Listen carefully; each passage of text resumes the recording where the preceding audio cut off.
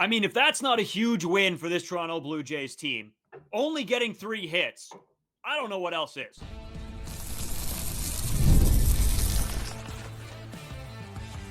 You are Locked On Blue Jays, your daily Toronto Blue Jays podcast. Part of the Locked On Podcast Network, your team every day. Welcome back to Locked On Blue Jays. Thank you for making Locked On Blue Jays your first listen every day. We are free and available wherever you get your podcasts and on YouTube. Part of the Locked On Podcast Network, your team every day. This episode is brought to you by Monarch Money. Take control of your finances with Monarch Money. Use code LOCKEDONMLB at monarchmoney.com for 50% off your first year. As always, I'm Braden Iwasco. He's Carter First. You can find us on Twitter, Braden5 Iwasco, Carter First too as well. Our main Twitter account at Locked On Jays. Make sure you guys do go follow us on there.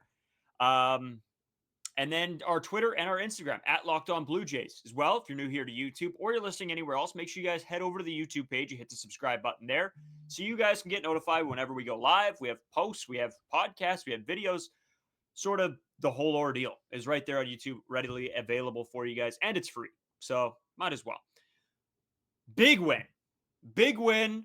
Not the best game from the offense, but if you get the job done, you get the job done, Carter. And that's what this team was able to do today.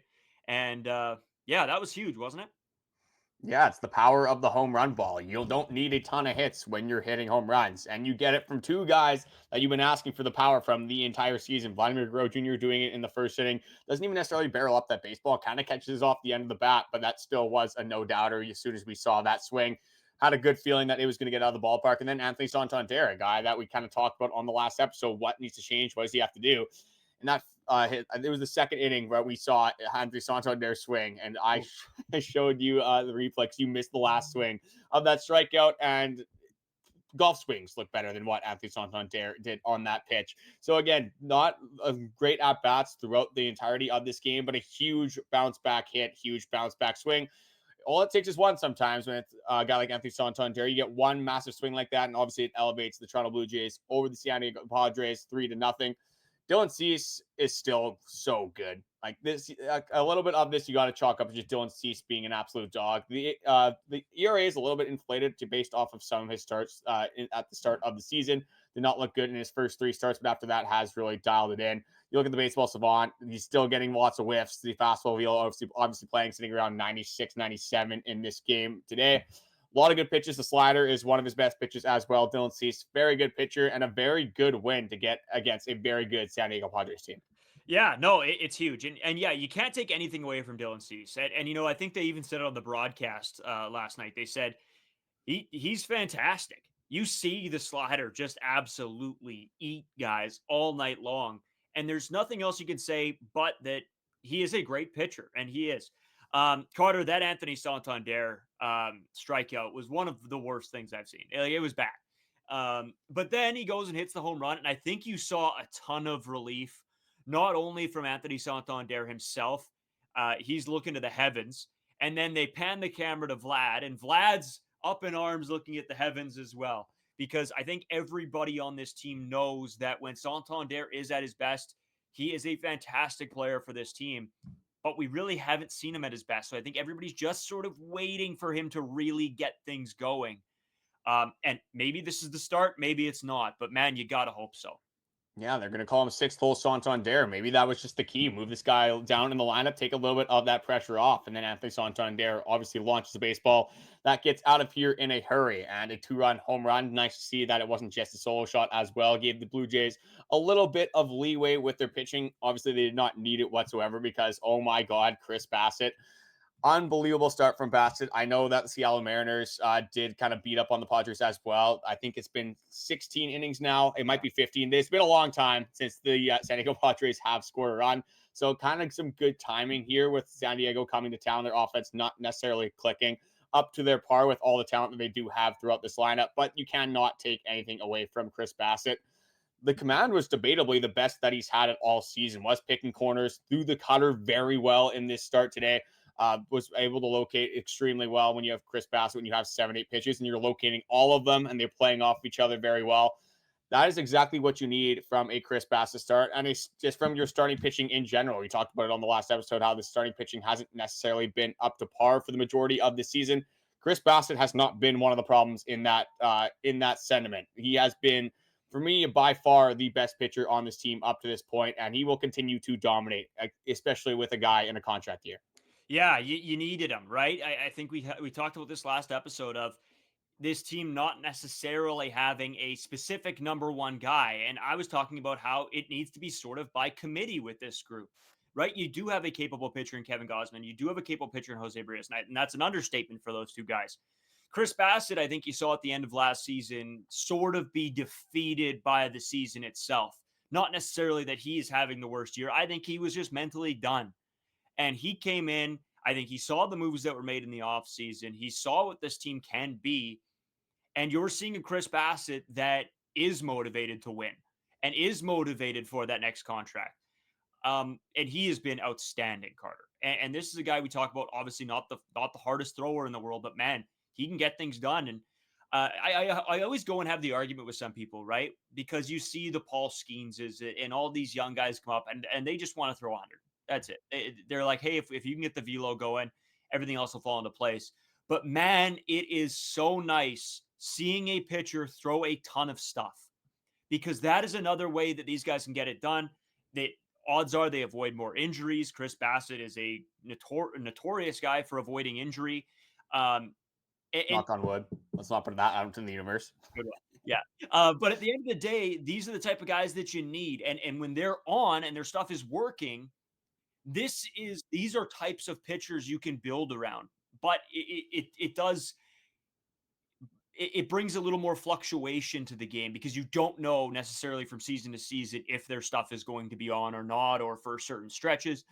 But I think out of everything we've seen out of Chris Bassitt for this Toronto Blue Jays team, he has been above and beyond excellent and just a great guy as well. So I love watching the little interviews that they do with him because really seems like down to earth type of guy. And when you see him go out there and eat guys alive, that it's even more fun because you get the little bit of the personality in there as well. Chris Bassitt is aging like a fine wine. He is a silver fox, getting better with age. Obviously, the contract year might play into that a little bit as well, but just clearly a student of a game, just a technician when it comes to him pitching on the mound. And one thing that he did really well today, and obviously allowed him to be very aggressive and allows every pitcher to be aggressive when you can do this, is he got ahead in counts early. It seemed like he was pitching ahead in pretty much every single at-bat in this game. When you have counts in your favor, whether it's 0-1, 1-2, 2-2, whatever it may be, Chris Bassitt able to be aggressive, able to attack these hitters, especially when, again, we're not necessarily the most confident they have been this whole season. They're in a little bit of a lull offensively. Chris Bassitt fully taking advantage of that. And it's a whole lot easier to pitch when you're on the offense, when you're not playing defense, when you're not just trying to throw strikes, trying to throw something in there, when you're in attack mode, getting aggressive and trying to get some massive whiffs during this game. Chris Bassitt did exactly that. Against Dylan Cease, again, a very good pitcher on the other side, in a game that what we thought would be a massive series turning point for the Toronto Blue Jays team. Obviously, we'll get into game two more so in the third segment. So we're going to stick to game one here. And when you look at the Toronto Blue Jays offense, I mean, there wasn't a ton of offense, as you alluded to at the start of this podcast. 3 hits. This Toronto Blue Jays team got 3 hits, but definitely does help when 2 of those hits are home runs. It definitely helps when your pitching staff puts up 0 after 0 after 0 and does not, allow the San Diego Padres to score runs. Again, not going to be a recipe for success consistently, but it's going to be pretty well for yourself. It's going to bode pretty well if you don't allow the other team to score runs in a baseball game. Yeah, Carter, just one thing I wanted to go into a little bit here was where this team is at with their home run power. They are now 22nd in the league, and which, don't get me wrong, isn't good, but man, it's a lot better than where we started this year at. We were in a rough spot when it came to home runs, and over the last bunch of games here, this Toronto Blue Jays team has been able to find the long ball, and how important that is for a team is just unbelievable. I mean, you're seeing it. These are the type of games you can win when you get, you're getting pitchered, and that's what happened today. They got Dylan Cease was all over them, but 2 home runs changes the baseball game. Sometimes 1 home run can change a baseball game, but when you hit 2, especially when they're from your big dogs, it really goes the distance. And we've talked about how good this pitching staff is when they get a little bit of help. Well, the offense has been bringing the help in terms of power. They've been getting the long ball. So maybe we start to see this team sort of put it all together here. That's what you got to hope for. A little bit of the unfortunate thing that we have been noticing with this offense is, yes, the power has come. The home runs are starting to come. But the on-base stuff, when these home runs are coming, is starting, it's not necessarily being an issue, but you want runners on, obviously, if you're going to hit the long ball. And a lot of these scenarios, we have seen some solo shots from this Toronto Blue Jays team, and we haven't seen the big hit still in these big scenarios. Anthony Santander obviously did launch in this baseball game, but still, again, did have some pretty crappy at-bats throughout this game. So again, when you do have that one home run, I've been saying this since we started this podcast, you go 1-for-4 with a home run. I'm not going to complain about that stat line whatsoever, but it's just hopefully a confidence booster. Like you said, looked very relieved as soon as he hit that home run. Daulton Varsho was one of the most fired up out of that dugout. I'd say other than maybe Vladimir Guerrero Jr., but he just got up right away, almost jumped over the railing in that dugout. Just nice to see these guys kind of, realizing how big of a moment this was for a guy that was struggling throughout this game. And, hopefully that is, again, a confidence boost that Anthony Santander can take as we continue on in the San Diego Padres series and just continue on into the season. Maybe the slow starter narrative can finally be put to bed. And, I guess not put to bed, but it can finally be over this slow starting stuff. And we can get to the Anthony Santander that we've kind of been accustomed to seeing in these last few seasons. But there is a one play that I do want to go over, and it's actually right after the Anthony Santander home run. Aston Barger gets on base, steals second base. That's a great play, obviously. Ends up being at third base with one out. Nathan Lucas is up to the plate. Nathan Lucas has a pretty good at-bat, gets it to a full count, lines out to first base, and I get the contact play is on, but you got to be able to read a play as a baseball player. This ball, again, pretty obviously in the air, in my opinion, especially to that first base side. So in theory, you should have a lot more time, even with that contact play on, to get back to third base. I wish there was a better angle on what Aston Barger was doing. I don't know if he was doing the Macarena all of a sudden on the base paths and decided that he was not going to get back to third base. But you had a double clutch from the first baseman, still able to throw Aston Barger out at third base. Would have been a nice insurance run. Again, hindsight's 2020, doesn't necessarily matter. But again, when you are playing these good teams, when these offenses do start to pick up, especially the San Diego Padres offense with how much power they do have throughout this lineup, that is a scenario. Again, younger player, I get it, on the base path, trying to do something, trying to score another run. But that can't happen, especially when you do have Bichette coming up in a big situation. Yeah, I absolutely agree. I mean, that play has to be better, but at the same point, I do understand the thought process to this play. You're thinking Nathan Lucas just got to put something in play. Addison Barger takes off for the plate, or makes a bigger move to the plate and gets stunned a little bit. And I think that's what happened out there. Now, is it a good play? Am I completely defending him? Absolutely not. I mean, I think there was enough time there for a little bit quicker reaction. And maybe that's on Addison Barger. Maybe it was head down, taking a couple extra steps towards home in case that ball does get down. But in the same respect, I don't know. You got to be able to read the play. And like you said, right? If that gets over the first baseman's head or by the first baseman, you're scoring anyway. And if it gets hit in front of him, I don't think I think you're getting gunned. So I don't know. I'm a little bit torn up on that because I do understand the play and wanting to drive in that run. Nathan Lucas, to me, I don't know. He's a singles guy. Do you have faith that he's going to get it past a little bit of an infield? I don't know. But you know what? It turned out how it did. I just think at the end of the day, that's probably a weird call to have. I don't necessarily love it. I think you let Nathan Lucas try to hit that ball. Hopefully you get something in the gap. And then, like you said, if not, you have Bichette coming up. And, for a guy that was going over on the day, you'd hope that he'd be able to come up and maybe come up in a big situation. And Bichette's been fantastic with runners in scoring positions. So, yeah, just a tough situation all around for that one, for sure. No, that was just my only pet peeve with it. If it was in the 8 spot and Ernie Clement's up and you have Nathan Lucas coming up after, I know he's been very hot, but again, it is Nathan Lucas. It's not, you're probably, hopefully, all-star shortstop this year in Bichette. Obviously, we'll have to see, when we get closer to that all-star break.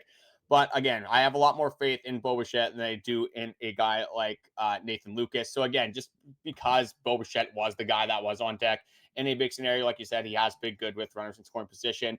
Just a little bit of a tough and unfortunate play there for Addison Barger. But again, hopefully that is something that he learns from. Hopefully that is a mistake that he will not make again, because we kind of saw Nathan Lucas make a boneheaded play earlier on in the season where he tried to steal third base from second, get gunned out by a mile, and he has been a whole lot better on the base path since then. Again, a little bit of a different scenario. Nathan Lucas over 30 years old. Addison Barger still only 25. But again, younger player, doesn't have a ton of major league experience, so you can chalk that up to maybe a bunch of different things that were occurring in this game. But I do want to focus, obviously, on the pitching, because the pitching won the Toronto Blue Jays this game. You can't necessarily hold the offense too much accountable for their lack of production, but you do score 3 runs. You do have the Hound on the mound. You have the bullpen that was absolutely shoving. We're going to get into that after this short break. Today's episode is brought to you by Monarch Money. Ever check your bank account and wonder where did all my money go? Between dining out, online shopping, and entertainment, it's easy to lose track. That's where Monarch Money comes in. Your personal CFO giving you full visibility and control over your finances. Carter knows this. He's brought up, I buy a lot of hats. And that's become a problem. So I've dialed it back. And that's all thanks to Monarch Money because I saw that I was spending way too much on hats. So I've dialed that back, a little bit the eating out as well, trying to cook some more food at home. That helps out a ton because you do, when you sign up for something like this, you really see where your money's going. Monarch Money isn't just a budgeting app. It's a complete financial command center. You can track all your accounts, investments, and spending all in one place. You stop just managing your money and start building wealth. When I started using Monarch Money, I realized how much I spent on delivery, hats, just some random non-necessities. Now I budget smarter and save more. Take control of your finances with Monarch Money. Use code LOCKEDONMLB at monarchmoney.com for 50% off your first year. 50%. That's nuts. That's monarchmoney.com, code LOCKEDONMLB for half off your first year. So, Carter, let's talk about the pitching because one guy that I know you specifically weren't super high on at the beginning of this season, and rightfully so, he wasn't fantastic. We saw the problems.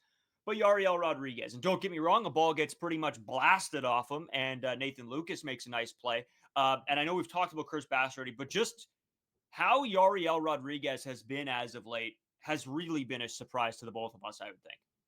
He is really succeeding in this bullpen role, kind of the traditional bullpen role that he did have when he played in Japan in 2022.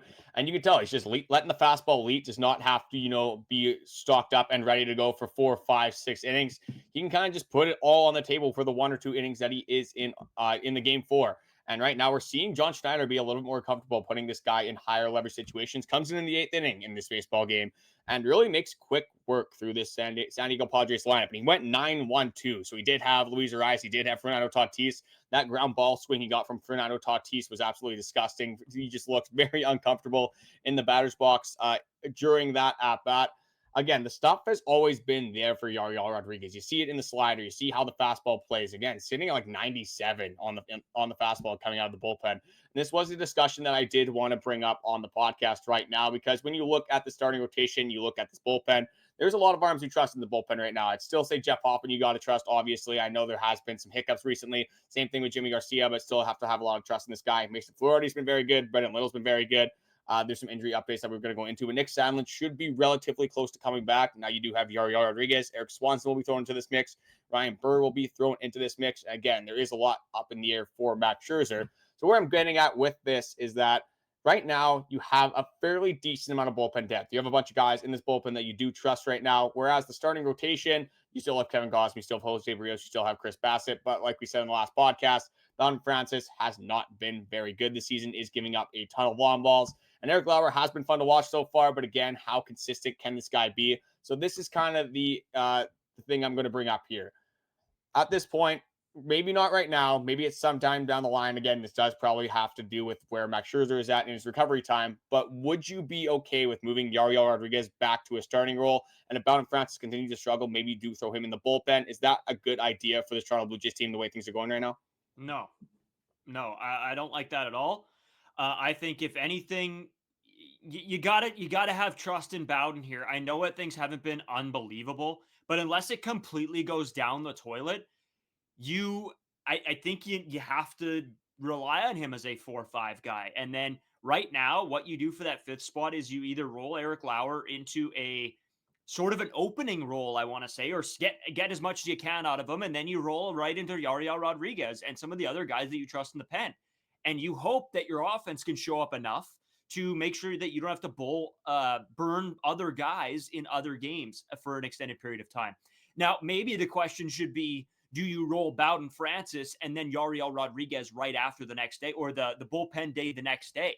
Maybe you rest somebody and you switch up this order. I know that's very unconventional and it doesn't happen very often, but maybe that saves a couple of your bullpen arms where you're not having to use guys on back-to-back days or in too hefty of amounts, I guess. And again, we'll get into, I guess I'll talk about the Max Scherzer of it all right now as well. And where am I at with how I feel on him? Is he threw 33 pitches the other day, has 2 or 3 more days of live pitching to go through. Now, does that go well? Does it not go well? I have no idea. You got to hope that he's back somewhat soon, and you at least get a month out of him until Alek Manoah can come back, and then you're probably riding from there. Because what I've seen from Alek Manoah and him going through his throwing progressions, he looks really good. I think he's. I said it when he comes back. I think he's going to be a dog, and then you're a little bit less worried, right? As you move into the main component of this season, you have possibly 4 guys that you trust heavily. And then Bowden Francis, we'll see where he ends up, right? Will he make those adjustments? Will he not? But if he's your 5th guy, and then you'd have to and then go to a Bowden Francis, Yariel Rodríguez, what they were sort of doing last year with the the split start almost. Maybe that's where you go. But I think right now Yariel Rodríguez is being so good in this bullpen role. I don't know if I want to mess with that. I think you use him as this. I didn't even like him as the opener. I sort of like him as the secondary guy. See, I don't like if you have to use Yariel Rodríguez after a guy like Bowden Francis. I think that is something you can do. I have a bunch of things I want to say on this topic. I think with Yariel Rodríguez, if it ain't broke, don't fix it. Or so like don't change anything. Why would you change anything when Yariel Rodríguez is finally starting to get a little bit of comfortability at the MLB level again? He looks unbelievable coming out of the bullpen, and maybe you don't have to use him in all these high leverage situations. But again, if he's going to continue to produce, why not throw him in these high leverage situations? And like you said, you do have Alek Manoah coming back, and you didn't even bring up the bull, Spencer Turnbull, who again is in some rehabbing assignments right now, is working up. So again, right now, if Bowden Francis does have a few blow-up starts and you do want to make a move kind of earlier on the season, you have Spencer Turnbull that you could go to. Again, it kind of depends on what he's sitting at. If he's only sitting at 90, that might not bode well for you, but he's kind of at that 92, 93 mark that we have seen from Spencer Turnbull last season. I think that is another option, obviously, for the starting rotation. With Max Scherzer, there is the updates. Obviously, he is throwing bullpens right now, but kind of what I said a month ago, and we still haven't seen it. If this guy isn't throwing over 45, 50 pitches, then I don't care. I don't care about any of these updates whatsoever, because when are the problems starting to happen with the right thumb? It's when there's 45 to 50 pitches in the baseball game. So I don't care if he's throwing 30. I don't care if he's throwing 40. I need to see Max Scherzer actually throw 60, 75 pitches. Doesn't necessarily have to get to that 100 pitch mark, but he's going to have to get over this 45 or 50 mark for me to feel any sort of positive way about Max Scherzer at this point. Let me jump in here. Just an idea, okay? So do you really want to pay Max Scherzer, a guy that, again, can possibly be effective for 35, maybe under 40 pitches? Maybe instead of, depending on what happens with Lauer, depending on what happens with Turnbull, whatever, maybe you bring in Scherzer to throw as an opening role. Maybe you just limit the amount of pitches he's going to throw, and then you turn things over to Yariel Rodríguez. If it really gets to a point where things are that bad, or that, you're starting to see some holes here, maybe that's an option. You have this guy for 1 year. Why not use him for what he's worth a little bit, or whatever you can get out of him? If it is 35, 40 pitches, if it is 2-3 innings, if it is 2 innings, honestly, then you turn things over to Eric Lauer and Yariel Rodríguez. And I don't know, it's an option as well. It's not a good one, but if you have to get there, at least maybe you can at least use him, and he's not just taking Toronto's money. Yeah, at some point, obviously, if that does happen, this has been an absolutely failed mission by the Toronto Blue Jays front office, by Ross Atkins. You do not bring in Max Scherzer for $15.5 million for him to throw 2 to 3 innings. But again, if this injury is this bad, you only have him for 1 year anyway. Probably a good chance Max Scherzer retires after the season. I can't imagine another team is going to take a massive risk on this guy. So again, if you only have him available in a limited capacity, it might not be the worst idea to get some sort of your money's worth at this point. And like you said, you have Yariel Rodríguez. You're going to have Alek Manoah at some point, and what kind of role we're going to have to see. Eric Lauer still around here. We're going to have to see how Spencer Turnbull is. So there is some options throughout this starting rotation right now, and you don't really have any options in this AAA system right now. Obviously, with Jake Bloss going down, are you really confident in anyone else? I think at this point, if you're going to go anywhere else, you might look at some DFA candidates. You have to bring in a Casey Lawrence guy. We saw how that went last time. Not exactly ideal, but this team does have options at this point. They just got to kind of get to June. Again, Max Scherzer should be available. Spencer Turnbull at that point should be an option. depending on how Eric Lauer pitches, at least you do have a bunch of different places that you could go to and a bunch of different arms that you can rely on if things aren't necessarily going well with Bowden Francis or any of the guys that you are throwing in these 4 and 5 rotation spots up to this point. But is there anything else you want to kind of go into from these 2 games? I do want to talk a little bit about Brendan Little because he just continues to be absolutely dominant. Again, last year, when you look at Brendan Little, the fly ball to home run ratio was the problem. It's almost a 50% fly ball home run ratio. So every second fly ball that was getting hit into the air was leaving the ballpark. All the underlying stats for Brendan Little were very good. And we're seeing that with the knuckle curve, one of the best pitches in all of baseball. This guy might be one of the more underrated relief pitchers in the league at this point. Oh, I couldn't agree more. I think it's gotten to the point now where Brendan Little comes in or he doesn't come in, and I'm like, why would you not go to Brendan Little there? This guy has been that good, and I think that's just a testament to what he's done in the offseason of working through things. And we talk about this with Bowden, right? The ability to change, the ability to adapt to what the hitters are doing. And Brendan Little saw what his problem was and addressed that in the offseason. And to me, that is a massive step forward for not only him, for this bullpen. He is a big player here and a big component to why this bullpen has been successful. So absolutely hats off, hat tips to him. Fantastic start to the season for Brendan Little. Yeah, this bullpen rocks. It's simply put as that. This is the Toronto Blue Jays strong suit. It is their bullpen. Didn't necessarily think that was going to be the strong suit going into this season, but hey, you've got 6 or 7 arms right now that you can reliably put out there and be very confident that they are going to put up a 0. But the baseball does not stop. Toronto Blue Jays still have a tough series ahead of them. Nice to obviously get the first win of a series, but a series win would feel so good against a team like San Diego Padres. I don't care how good or bad their offense is playing. This is going to be one of the best teams in the entire MLB during this season. So if they can win a series here, that would be a massive step in the right direction, especially with this team's confidence, with this motivation to continue to win series and get above the 500 mark that we just seemingly have so much trouble to get over. Still have obviously a series to preview, a game we're going to preview, and that is coming up after this short break.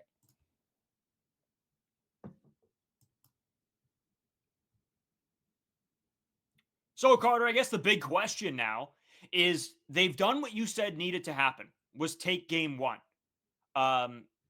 For me and you, I think we both said it was game 2 that was our quote unquote lock game, if you wanted to pick one of them. And if they could pull out the first one, that's bonus, right? We think game 3 might be an issue just with how Bowden Francis has been. But now, are you really realistically looking at this series and the fact that the San Diego Padres have not scored a run in 16 innings?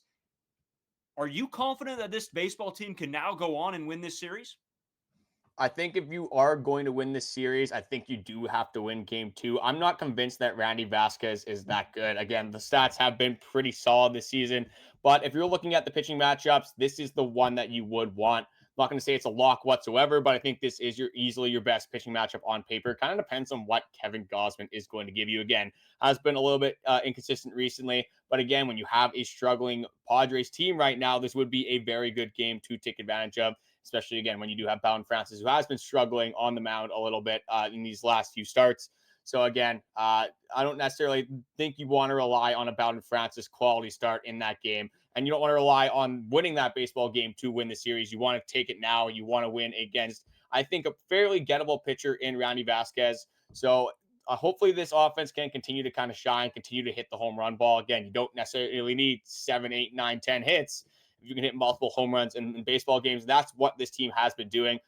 If you can get 5, 6 innings from Kevin Gausman, I'll even say 5 innings of 3-run baseball, the way this bullpen has been pitching, the way they've set this team up right now, Jeff Hoffman probably still is available. Jimmy Garcia obviously available. Mason Fluharty, you still have multiple options in this bullpen.